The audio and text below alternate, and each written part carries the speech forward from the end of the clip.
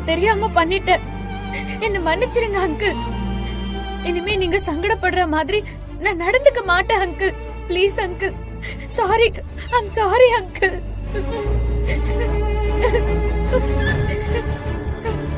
Please uncle, please, I'm sorry. நான் இனிமே இப்படி பண்ண மாட்டேன் uncle. Please uncle, please, I'm sorry. நான் பண்ண மாட்டேன் uncle. Sorry uncle. Sorry uncle. Please uncle.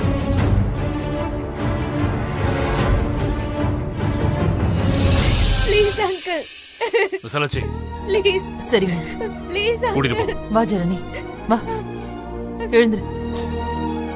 இத பாரு, இனிமேலாச்சும் ஒழுங்கா இருக்க சொல்லு. சரிங்க, வா ஜனனி.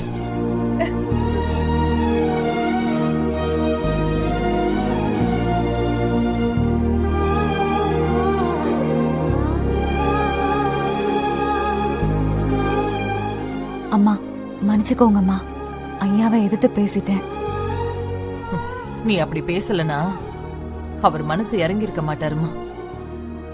துளசி, நீ இல்லனா ஜனனியை இந்நேரம் மலேசியாவுக்கு பேக் பண்ண வேண்டி இருந்திருக்கும். ஐயா கோவத்துல நியாயம் இருக்கு. ஜனனி கொஞ்சம் பார்த்து நடந்துக்கோ. இந்த வீட்ல மத்தவங்க நினைக்கிறதெல்லாம் உன்னை வச்சு செய்யறாங்க. நீ யாரு?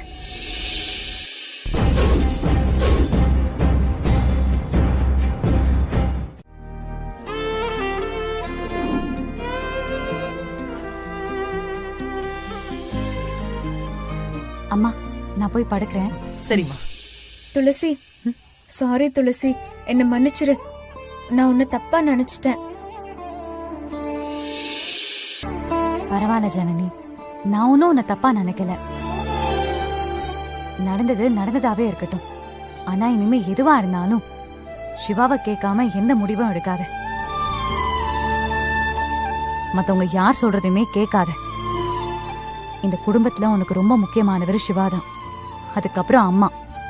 அவங்க 2 பேரும் தான் உனக்கு ரொம்ப முக்கியம்.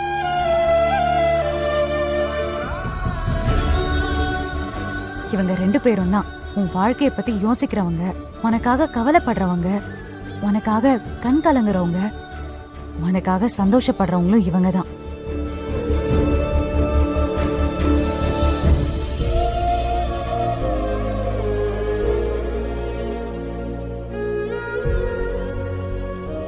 துளசி மாதிரி ஒரு பொண்ணு கிடைக்க கொடுத்து வச்சிருக்கணும். துளசிக்கு சிவானா எவ்வளவு பிடிக்கும் தெரியுமா?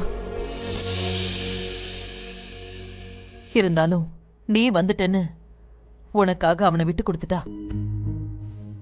முழுசா ஒதுங்கிட்டா, மனசார ஒதுங்கிட்டா.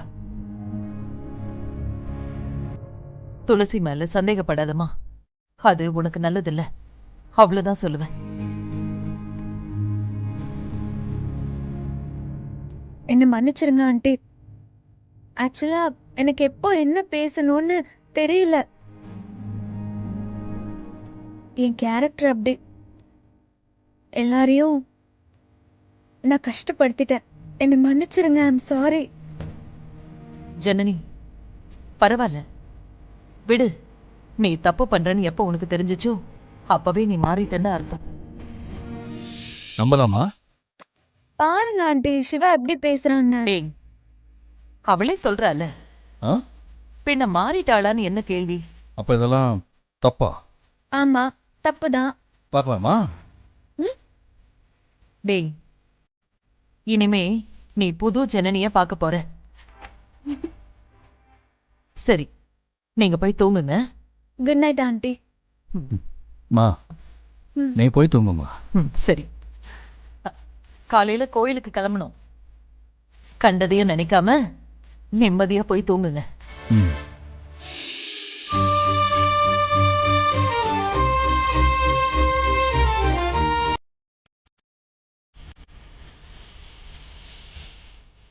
என்ன நான் நத்திங் ஜனனி. நான் சொல்றதுக்கு எதுவுமே இல்லை. ஒரு சொல் வெல்லும், ஒரு சொல் கொல்லும். அப்படின்னா வார்த்தை கத்தியை விட கூர்மையானது. நீ தான் அதை புரிஞ்சு நடந்துக்கணும்.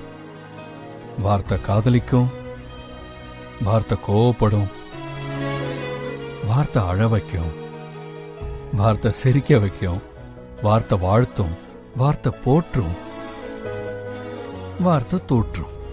என்னமோ சொல்ற, சரியா புரியல. ஆனாலும் புரியுது.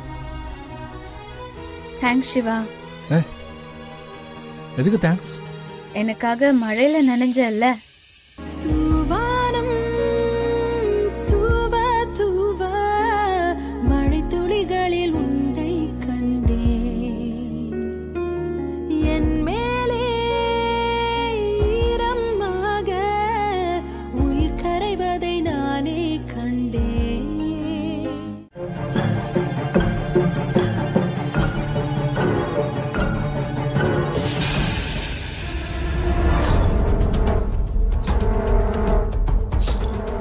ஓ, எல்லாம் இவங்க வேலைதானா? அப்போ இன்னைக்கு கோயிலுக்கு போக முடியாது. வீட்டுக்கு ஒதுங்கி இருக்கிறப்போ கோயிலுக்கு போக முடியாதுல்ல, அத சொன்ன. கண்டிப்பா கோயிலுக்கு போகணும். ஏய், எப்படி போறது? இந்த நேரத்துல யாராச்சும் கோவிலுக்கு போவாங்களா? முட்டாள் மாதிரி பேசிக்கிட்டு. எந்த மாதிரி நேரத்துல? ஏய், விளக்கமா சொல்லணுமா என்ன? இதெல்லாம் புரியாதா? நீயும் பொண்ணு தானே? புரிஞ்சதுனாலதான் சொல்றேன். கண்டிப்பா கோயிலுக்கு போகணும். மென்டலா நீ? இதெல்லாம் தப்பு இல்ல? தப்புதான், கேவலமான தப்பு. தெரியுதுல்ல, அப்புறம் எப்படி கோவிலுக்கு போலான்னு சொல்ற? ரம்யா, ஜனனி ட்ரெஸ்ல ரெட்டிங் ஊத்தும் போது சரியா கவனிக்காம உன் கையிலயும் ஊத்திக்கிட்ட பாரு.